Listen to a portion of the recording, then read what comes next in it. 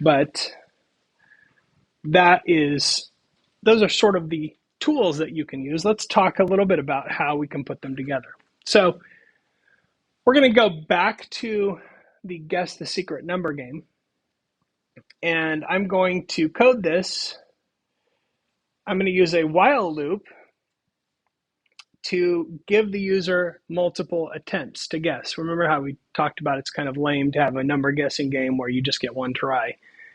And then we will have a you got it right message if they guess right, and a thanks for playing if they guess wrong, all three.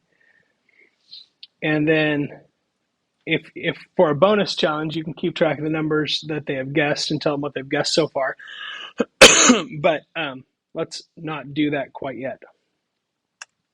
So let's get into some code here.